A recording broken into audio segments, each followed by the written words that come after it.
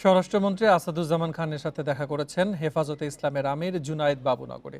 মঙ্গলবার রাত 8:30টায় রাজধানীর ধানমন্ডির বাসায় দেখা করতে যান। এ সময় হেফাজত মহাসচিব নুরুল ইসলাম জিহাদি সহ আরো কয়েকজন নেতা সঙ্গে ছিলেন। প্রায় 2 ঘন্টা পর বাসা থেকে বের হন হেফাজত নেতারা।